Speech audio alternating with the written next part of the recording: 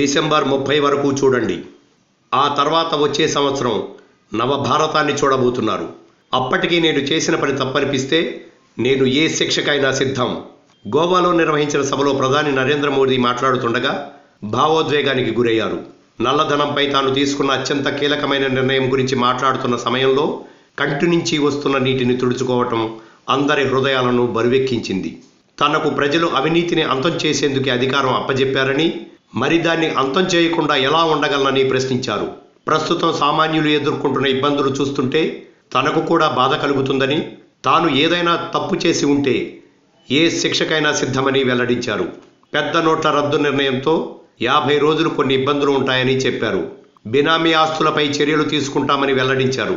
2G scam నిందితులు కూడా ఇప్పుడు పాత నోట్లను మార్చుకోవడానికి బ్యాంకుల వద్దకు వెళ్లి క్యూలో నిలబడుతున్నారని, నల్లధనాన్ని అంతం చేసే వరకు తాను విశ్రమించనని చెప్పారు. ఆభరణాల కొనుగోలుకు పాన్ కార్డు తప్పనిసరి చేయవద్దని ఎంతో మంది ఎంపీలు తనను కోరారని, అయినా తాను వినలేదని చెప్పారు. దాదాపు 10 నెలల నుంచే పెద్ద నోట్ల రద్దు ఆలోచన చేసినట్లు చెప్పారు. ఇంకా మోడీ మాట్లాడుతూ, నేనేమీ అత్యున్నత పదవిని అనుభవించేందుకు పుట్టలేదు. పుట్టుకతోనే నా వద్ద డబ్బు, అధికారం లేదు. దేశ ప్రజల కోసం కుటుంబాన్ని, ఇంటిని కూడా త్యాగం చేశాను.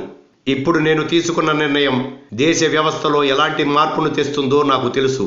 కొంతకాలం ఆగితే దాని ప్రభావం ఏంటో ప్రతి ఒక్కరికి తెలుస్తుంది. నాపై నమ్మకంతో కోట్ల మంది అండగా నిలిచారు. ఏమిచ్చి ప్రజల రుణం తీర్చుకోగలను అంటూ భావోద్వేగానికి గురయ్యారు. Like and subscribe Eagle Media Works.